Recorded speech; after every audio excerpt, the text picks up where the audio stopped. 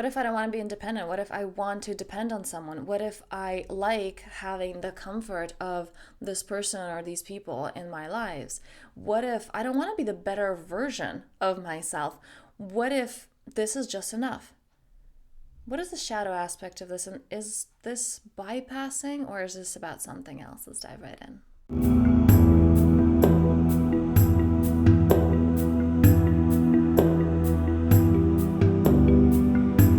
I received an amazing question, which was, what if I don't want to be a better version of myself? What if I like the dependency? And what if I like having, not being able to fall asleep without my partner next to me? And first of all, I want you to inhale in and come into the body. Because the question itself is phrased in such a way as if there's a right and there's a wrong, and there really isn't. Because we're at different stages of our lives, we're at different stages of our development and what's right for us and what isn't. Similarly, as let's say, a young child, we can't necessarily teach, and a lot of parents try to do that, and I've made that mistake with one of my kids, having a different mentality and being like, oh no, we want them to be independent as soon as possible. And actually, in a developmental stage of a child, you're not helping, you're hurting. Because that is the point where they need soothing, where they need, they're not going to grow up being wimps or over reliant on their parents. That is just that stage of development where they really need nourishment and nurturing and love. And that's not how they're going to show up for the rest of their lives. And so sometimes when we get into the shadow work and we get into the ego state, we're also like, oh, okay, I got to toughen up and, listen to some Tony Robbins and just like push through it. When really what your inner child needs is support and love and, hey, you're okay. We can move as slow as you want to move, all right? And we get that wrong sometimes and we create more damage than healing. So really careful with that. There's no right and wrong, and not pushing yourself. So if there's something in you that's like, no, I like this is fine. It's like, I don't know, but what's over there? And I know that I had that when I was in my lone wolf state and like, no, walls are up and like, I'm good with my life and I figured it out, and other people don't have it figured out, but I figured it out and I'm okay. And there was something in me like, I'm not as happy as I could be. It's very subtle because I wouldn't admit this to myself. I'm like, no, everything's running great and everything's amazing. Something's off. And then it wasn't until my father suddenly passed away. And even there, I totally bypassed for a whole year. And then it was like, okay, things are actually not okay. And I understood what was wrong. And this is what I want to talk about today, because there's nothing wrong in dependency in the sense that when we feel comfort, and we're supposed to connect to others, we're supposed to relate to others. The problem happens when we give our power over to others.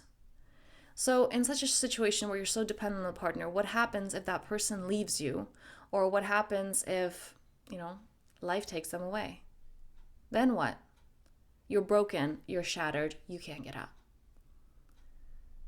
It wasn't until my father passed away that I realized what an important part of my life he was, and that he was the closest person in my life. And that without that, I was like, whoa, everything else doesn't make sense. I don't have that unconditional love. I don't have that support. I don't have anything. And my partner at the time was not that. And I didn't know that until this happened. And it's not okay, let's prepare for the worst and let's, let me get unattached in case they leave or in case they die. Absolutely not. The reason this is important is because until you give from the place of centeredness, of connection with yourself, you cannot truly love another person. You cannot truly give to them. Because on some level, the giving will not be the giving of, I just love you so much. This is from the overflow. I feel so freaking amazing. It may be from, oh, I'm afraid they're going to leave, so I need to perform. One of the common examples that we have, when experiencing relationship anxiety is, okay, they're calling, or I have to drop my whole life because they're calling, or because they changed the plan, I have to drop everything in my life and adapt to them. And this comes from this belief that if I don't people please, if I don't do what they want to do, they're going to leave me. So I have to overperform. I have to do things that don't feel right to me because I have to make sure they stay. And as long as I'm a good girl or a good boy, they're going to stay. And we lose ourselves in dynamics like this. Parents that, put their kids first and their whole life is for their for their children. When that child leaves home, there is resentment. There's often, oh, you don't come to visit, or oh, I don't mean anything to you, depending how extreme the case is. But there is this, well, I gave my whole life to you, or you're all I've got, because the person didn't take the time to do things for themselves because it was about, someone else. They weren't genuinely giving. The giving was from a place of fear. The giving was from a place of insecurity. The giving was from, if I lose this, I don't know what I'm going to do. That is not genuine giving. The price for your own freedom is to allow freedom to other people. So, if your partner were to say tomorrow, I'm in love with someone else and this isn't right for me, what would be the reaction? And this is where we get to shine light on, those, the abandonment issues. Would it be anger? Would it be sadness and disappointment? Like, would you feel crushed, or would you go into, fight or flight, basically? When we love someone, we want the best for them. We're not trying to cage them in. We're not trying to manipulate them. We're not trying to put them down subconsciously. We do that in such subtle ways, the control. It's like, well, you need me, right? We want to be needed. But then especially when we feel insecure, we sometimes tag on those strings like, oh, you need me, And a secure relationship is where two individuals can be themselves. They're not dependent on each other, but they are interdependent. Not codependent, but interdependent. It's not a 50-50 of, okay, well, you do this and I do that and I don't need you and I'm okay. It feels good to connect. It feels good to be together. But the problem is, if you are depending on someone else for your emotional well-being, for your security.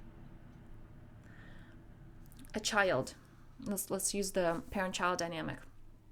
A child is upset. A parent who is centered, who understands that, how good of a parent or a human being they are, doesn't depend if their child is having a tantrum. The child's supposed to have a tantrum. And a wise parent will hold the feelings of that child instead of trying to fix it. Well, there's no problem. We're talking about, it's like, what are you crying about? Or, well, here's the solution. It's, hey, what are you feeling right now? I can sit. Would you like me to sit with you as you feel those feelings? We don't need to fix other people because our own well-being doesn't depend on that. And a lot of parents have that, oh my God, don't cry, or this is too much for me. And we're trying to fix another person's behavior because that is comfortable or uncomfortable for us, right? We're either experiencing the discomfort of too many emotions, or it's too loud. This is not an appropriate time to be this. Like, it's not an appropriate time for me that you're doing this, right? It's not about them. It's not about their experience. It's about our selfish comfort. That's not true love.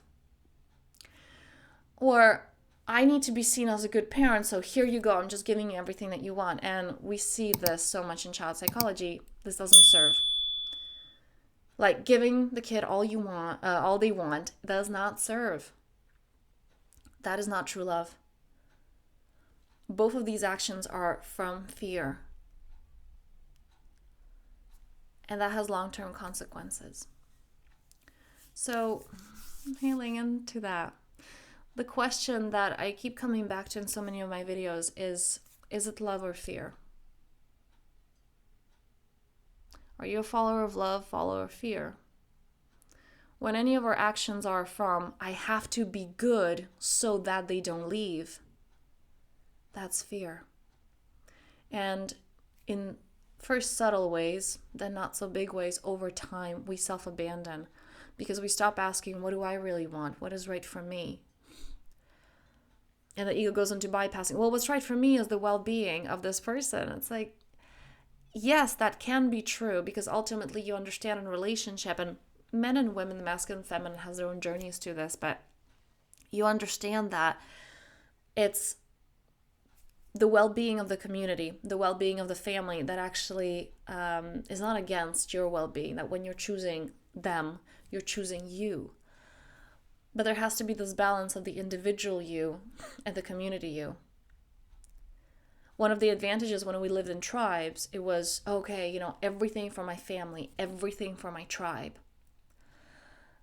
But that came often at the expense of self.